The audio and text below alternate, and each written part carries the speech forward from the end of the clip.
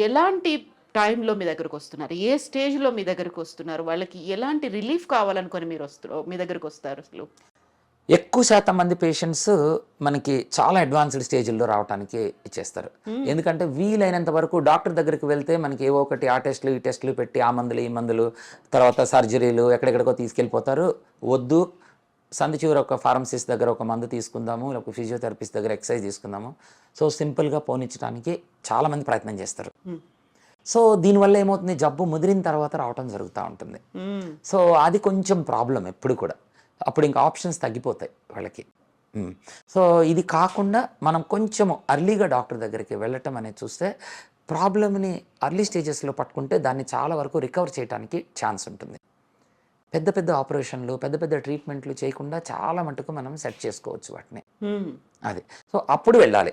మంచి స్పెషలిస్ట్ దగ్గరికి మీరు ఆ టైంలో వెళ్తే మీకు రిజల్ట్ ఉంటుంది. ఇప్పుడు మాకు చాలా కామన్‌గా బ్యాక్ పెయిన్ పేషెంట్స్ వస్తారు. బ్యాక్ పెయిన్‌తో వచ్చేవాళ్ళు చాలా సింపుల్ ప్రాబ్లమ్స్ ఉంటాయి ఫస్ట్‌లో.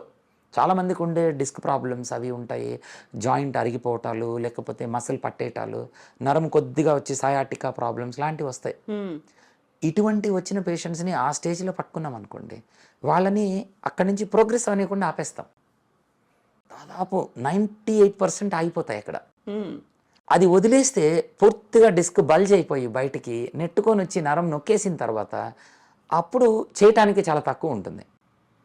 ఇంత పెద్ద డాక్టర్ అని మీ దగ్గరికి వచ్చాము, మీరు కూడా మళ్ళీ సర్జరీకి చెప్పారా అని అప్పుడు అనుకుంటే కొంచెం ముందొచ్చి ఉండాల్సింది ఇంకా బాగుండేది అని మేము చెప్పటానికి, లేదు మేము సర్జరీకి వెళ్ళదలుచుకోలేదు ఏదో ఒకటి చేయండి అని పేషెంట్ అడగటం.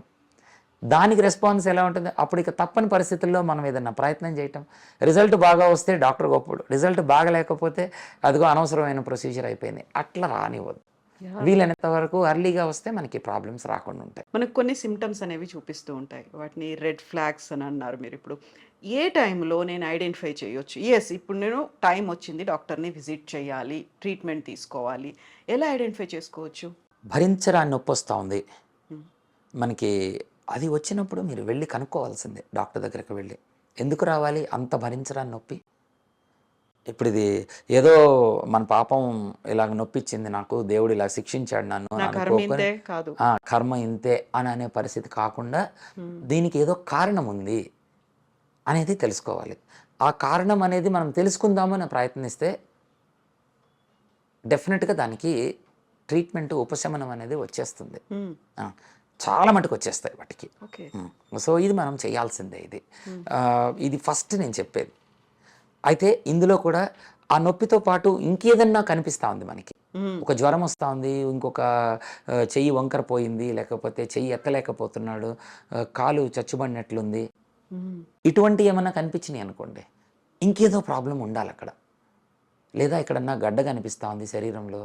ఇది హ్మ్. జరిగినప్పుడు ఈ గడ్డ వేరు, ఆ కాలు చచ్చుబట్టం వేరు అని అనుకోవద్దు. హ్మ్. ఈ గడ్డ క్యాన్సర్ కావచ్చు, ఇది బోన్‌కి స్ప్రెడ్ అవ్వచ్చు, నరం నొక్కుకోవచ్చు, కాలు చచ్చుబడుతోంది. హ్మ్. సో, ఇవన్నీ ఒకదానికి ఒకటి లింక్ ఉంటాయి కాబట్టి, మీకెప్పుడైతే 2, 3 సింప్టమ్స్ ఒకేసారి కనిపిస్తున్నాయి అనంటే, అది మీ వల్లో సందు చివర ఒక ఫార్మసిస్ట్ వల్లో అయ్యే పని కాదది. You need a specialist.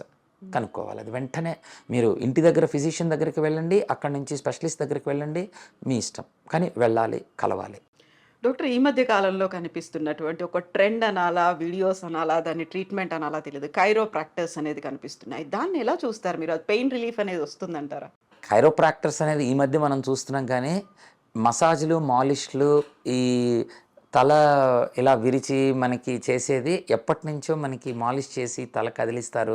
మనకి బార్బర్ షాపుల్లో గూడా మంగళ షాపుల్లో మనకి చాలా ఫ్రీక్వెంట్‌గా చేసి ఆ క్లిక్స్ ఇచ్చేది ఎప్పటినుంచో ఉందండి మనకది. హ్మ్. అయితే చాలా జాగ్రత్తగా దీన్ని చూడాలి మనం.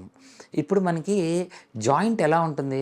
ఏదైనా సరే మన స్పైన్ అనేది ప్రతి 2 బోన్స్‌కి మధ్యలో ఇలాగ వస్తాయన్నమాట. హ్మ్. డిస్క్‌లనేవి ఉంటాయి.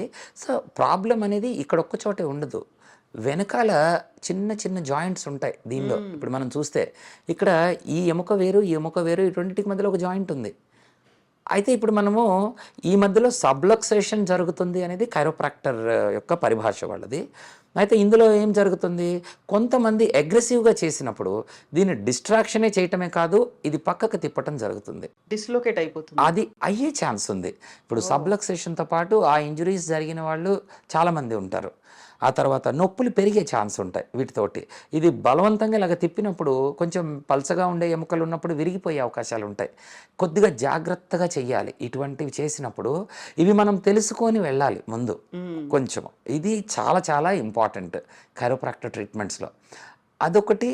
ఇంకొకటి, వీళ్ళకి ఎంత నాలెడ్జ్ ఉన్నది, ఎక్కడ దీన్ని మనము వీళ్ళు ఎలాంటి ట్రీట్మెంట్స్ చేస్తున్నారు. ఇది కేవలం ఇది ఒక్కటి కదిలించటమే కాదు, ఈ మిగతా కొంత ఐవి ట్రీట్మెంట్స్ కానీ వేరియస్ థెరపీస్ కానీ వీటన్నిటిలో వీళ్ళకి ఎంత నాలెడ్జ్ ఉంది, ఎంతవరకు చేయగలరు అని తెలుసుకొని వెళ్ళటం అనేది చాలా అవసరం. సో డాక్టర్, యూజువల్గానే ఇప్పుడు సిజేరియన్స్ ఏమైనా అయ్యాయి అనుకున్నప్పుడు అనస్థీషియా ఇవ్వాలి అంటే బ్యాక్ వెన్నుపూసకి ఇస్తారు అనేది, అది ఫ్యూచర్లో లాంగ్ రన్లో చాలా పెయిన్ వస్తుందని, దానికి కూడా మీరు పెయిన్ మేనేజ్మెంట్, పెయిన్ రిలీఫ్ చేస్తారా? ఫస్ట్ ఆఫ్ ఆల్ చేస్తాము. ఫస్ట్ ఆఫ్ ఆల్ ఏంటంటే, ఆ ఇచ్చిన స్పైనల్ వల్ల నడుము నొప్పి రావటం అనేది అంత కంప్లీట్గా కరెక్ట్ కాదు, అది ఒక్కటే కారణం కాదు.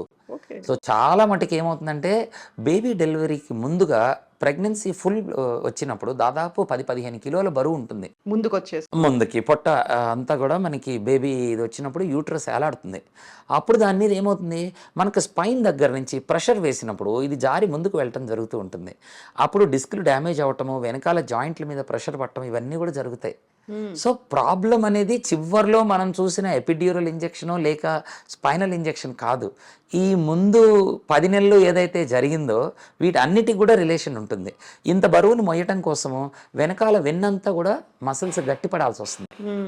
ఇప్పుడు మన మసిల్ అంతా కూడా దాని మీద ప్రెషర్ పెరిగినప్పుడు అవి తట్టుకోలేక అక్కడి నుంచి కూడా నొప్పులు వస్తాయి. సో బేబీ డెలివరీ తర్వాత నొప్పులు రావటము, ప్రెగ్నెన్సీ చివరి స్టేజ్లో నొప్పులు రావటం చూస్తాం. కానీ అదంతా చివరిలో మధ్యలో ఇచ్చిన సూది వల్లకి దాని ఒక్కదానికే రిలేట్ చేసుకోకూడదు, వేరే ప్రాబ్లమ్స్ ఉండొచ్చు.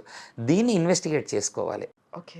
ఇక్కడ ఈ ప్రెగ్నెన్సీ తర్వాత వచ్చే నొప్పులకి ఇంకొక వెరీ నైస్ ఎక్స్ప్లెనేషన్ ఒకటి ఉంటుంది. అది కూడా ప్రేక్షకులు తెలుసుకుంటే బాగుంటుంది. ఇప్పుడు మనకి పెల్విస్ అంటాము, కటి.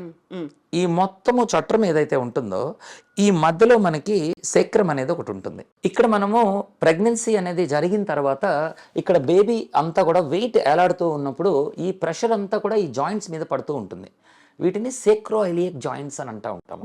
ఈ సేక్రోఇలియక్ జాయింట్స్ మీద ఈ ప్రెషర్ పడినప్పుడు ఏమవుతూ ఉంటుంది, ఇక్కడ నుంచి నొప్పులు వస్తాయి. ఇది వేరే నొప్పి ఉంది ఇక్కడ.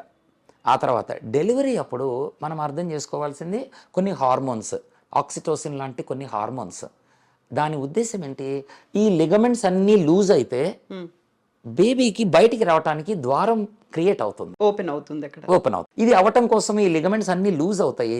లూజ్ అయినప్పుడు ఈ రెండుకి మధ్యలో నుంచి గ్యాప్ ఏర్పడుతుంది. మళ్ళీ డెలివరీ అయిపోయిన తర్వాత ఈ రెండు మళ్ళీ దగ్గరికి వెళ్ళిపోవాలి, ఎందుకంటే ఆ హార్మోన్ వెళ్ళిపోతుంది, తర్వాత మళ్ళీ టైట్ అయిపోతాయి. సో ఈ ప్రాసెస్ ఏదైతే జరుగుతూ ఉంటుందో ఇది జరిగినప్పుడు డెలివరీ అయిపోయిన తర్వాత ఇది పర్ఫెక్ట్గా మళ్ళీ వెళ్ళి ఒకే ప్లేస్కి వెళ్ళదు, కొంచెం పక్కకి వెళ్ళే అవకాశం ఉంటుంది. ఇలా ఎప్పుడైతే పక్కకు వెళ్ళిందో వాళ్ళకి మళ్ళీ తర్వాత నొప్పులు వస్తాయి.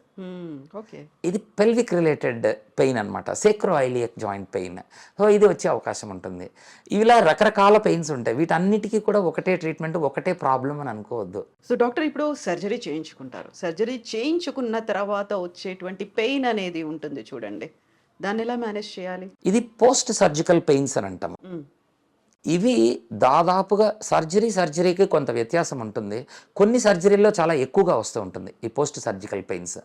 అంటే ఉదాహరణకి ఇప్పుడు మనము చిన్న ఇంగ్వైనల్ హెర్నియా అంటాము, బయటికి బుడ్డ అంటాము, బయటికి వస్తుంది, ఇంటెస్టైన్ బయటికి నెట్టుకు వస్తుంది.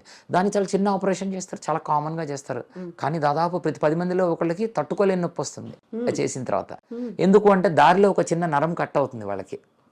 మామూలు స్కిన్ మీద కట్ అయింది మళ్ళీ మానిపోతుంది, పెద్ద నొప్పి రాదు. కానీ కొన్ని చోట్ల చాలా ఎక్కువ వస్తాయి. అలాగే సిజేరియన్ తర్వాత కొంతమందికి ఆ ఏరియాలో కట్ చేసినప్పుడు పెయిన్లు విపరీతంగా పెరిగిపోతూ ఉంటాయి. ఇవన్నీ సర్జికల్ పెయిన్స్ అంటాము.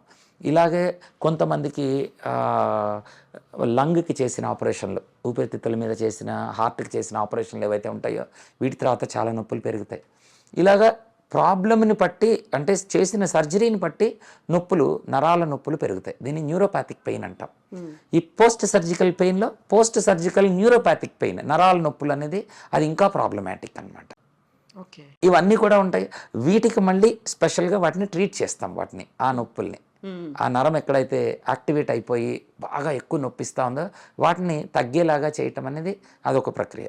దానికి ప్రొసీజర్స్ అవి చేసి వాటిని తగ్గించవచ్చు. క్యాన్సర్ ట్రీట్మెంట్కి కీమోథెరపీలు, రేడియేషన్లు ఇవన్నీ తీసుకుంటున్నప్పుడు అన్బేరబుల్ పెయిన్ ఉంటుంది అంటారు.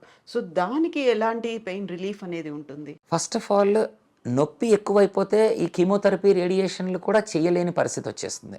ఎందుకంటే అవి చేస్తే మీరు అన్నట్లు పెరుగుతుంది కాబట్టి ముందు పెయిన్ని కంట్రోల్ చేసిన తర్వాతే ఆ రేడియేషన్, కీమోథెరపీ, క్యాన్సర్ ట్రీట్మెంట్ ముందుకు వెళ్తూ ఉంటుంది. కాబట్టి పెయిన్ని తగ్గించడం అనేది చాలా చాలా ఇంపార్టెంట్ అక్కడ. అది. సో ఇది ఇప్పుడు మీరు అడిగినట్లుగా దీనికి ట్రీట్మెంట్ ఎలా ఉంటుంది అని అంటే, ఇప్పుడు కీమోథెరపీ ఇచ్చిన వాళ్ళకి ఈ చేతులు, ఈ పార్ట్లు ఏవైతే ఉంటాయో కాళ్ళల్లో, వేళ్ళల్లో, వీటన్నిటిలో కూడా కలర్ మారిపోతూ ఉంటుంది. విపరీతమైన నొప్పులు వచ్చేస్తాయి. ఎందుకు అంటే ఆ మందు అక్కడ పనిచేస్తుంది, ఆ నరాలు డ్యామేజ్ అవుతుంది, ఆ బ్లడ్ సర్క్యులేషన్ మారిపోతుంది. వీటన్నిటి వల్ల నొప్పులు పెరిగిపోతాయి. తీవ్రమైన నొప్పులు ఉంటాయి. వాళ్ళు అసలు రాత్రి పగలు లేకుండా ఇబ్బంది పడుతూ ఉంటారు వాళ్ళు. ఇటువంటి వాళ్ళకి కొన్ని మందుల ద్వారా తగ్గించవచ్చు. అడ్వాన్స్డ్ మెడిసిన్స్ ఉంటాయి. కొన్ని సింపుల్గా మనము బయట దొరికే నార్కోటిక్స్ వీటి వల్ల తగ్గించవచ్చు. కొన్ని రకాల మందులు ఉంటాయి, నరాలకి మందులు, వాటి ద్వారా తగ్గించవచ్చు. అలాగే ఇప్పుడు ఇంకా చాలా అడ్వాన్స్డ్ క్యానబిస్ లాంటివి, కిటమిన్ లాంటివి కొన్ని రకాల అడ్వాన్స్డ్ కెమికల్స్ ఉంటాయి, వాటిని వాడి తగ్గించవచ్చు. ఇవి తగ్గని వాళ్ళల్లో కొంతమంది కొన్ని ఇంటర్వెన్షన్స్ ఉంటాయి, అంటే ప్రొసీజర్స్ చేస్తాము. ఇప్పుడు చేతిలోకి నొప్పి, ఒక చేతిలోనో ఒక చోట బాగా నొప్పి పెరిగిపోయింది, ఆ నొప్పి ఉన్న ప్లేస్కి మనం ఆ నరానికి మనం ట్రీట్మెంట్ చేసి దాన్ని కంట్రోల్ చేసే అవకాశం ఉంటుంది.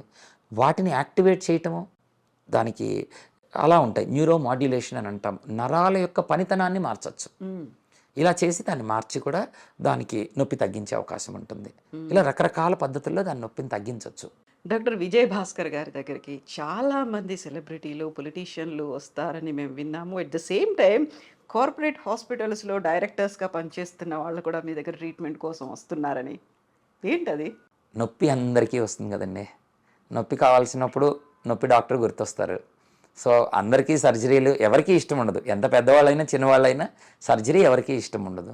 సార్ సర్జరీ ఇష్టం లేనప్పుడు, అవసరం లేనప్పుడు వాళ్ళకి ట్రీట్మెంట్ చేసే అవకాశం దొరుకుతూ ఉంటుంది. సో అవి చేస్తూ ఉంటాము. సో ఫార్చునేట్లీ చాలామందికి దాని నుంచి బెనిఫిట్ పొందారు కాబట్టి రీజనబుల్గా అందరూ గుర్తిస్తారు. అంతే, ఇంకంతకంటే ఏం చెప్పలేము కదా.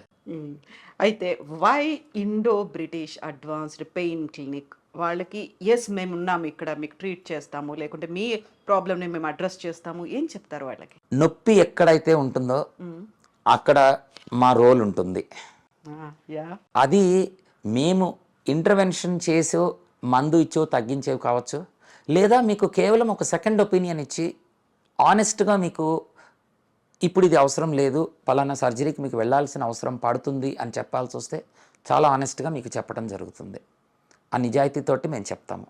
అంతవరకు అయితే కనుక నేను చాలా కాన్ఫిడెంట్గా నేను చెప్పగలుగుతాను. ఎవరికైతే ప్రాబ్లం ఉంటుందో వాళ్ళు ఒక్కసారి ఫోన్ కాల్ ద్వారా కానీ లేదా వచ్చి కానీ వాళ్ళ రిపోర్ట్స్ అవి తీసుకొని వచ్చి చూపిస్తే ఇందులో వేరే అవకాశం ఏమన్నా ఉందా, ఆపరేషన్ లేకుండా చేయడానికి అవకాశం ఉందా, ఆ సెకండ్ ఒపీనియన్ అనేది ఇవ్వగలుగుతాం మీకు. మీ పెయిన్ క్లినిక్కి నొప్పి మాయం, సర్జరీ దూరం అనే ఒక ట్యాగ్ లైన్ పెట్టుకున్నారు. దీంతో పాటుగా అన్ని నొప్పులకి సర్జరీయే పరిష్కారం కాదు అనేది కూడా ఉంది. సో దాని గురించి చెప్తారా? నొప్పులన్నిటికీ సర్జరీ పరిష్కారం కాదు అనేది 100% వాస్తవం. ఏదో కొన్ని వాటికి మాత్రము, కొన్ని నొప్పులకి సర్జరీ అవసరం పడుతుంది. ఎక్కువ శాతం మనం సర్జరీ లేకుండా మనం మేనేజ్ చేసుకోగలగాలి. దానికి కావాల్సిన రకరకాల టెక్నాలజీలు ఇవాళ అవైలబుల్ ఉన్నాయి.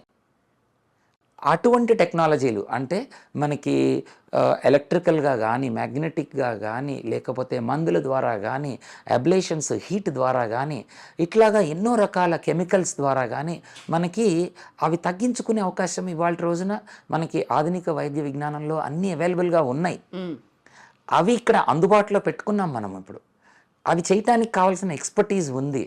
వాటన్నిటినీ ఉపయోగించుకుంటే చాలా మటుకు మనము ఈ ప్రాబ్లమ్ని మన దగ్గరికి రాకుండా దూరంగా పెట్టచ్చు. మనం సర్జరీ అనే దాన్ని దూరంగా పెట్టచ్చు అనేది మేము చేస్తూ ఉన్నాము. అదే మా మిషన్. అది అదే అలాగే నొప్పి మాయమైపోతుంది. నొప్పి ఆ రకంగా మేము మాయం చేయటానికి, సర్జరీని వీలైనంత దూరంగా పెట్టడానికి ప్రయత్నం. తప్పని పరిస్థితి వచ్చింది. తప్పని అన్నీ మనకి మెడికల్ ఫీల్డ్‌లో అన్నీ అవసరం మనకి. అప్పుడు అది కూడా చేస్తాం. Yes doctor. Thank you so much doctor. Will meet once again. Thank you doctor. Thanks అండి. ఐ డ్రీమ్ ప్రేక్షకులకి అందరికీ నమస్కారం. Thank you doctor.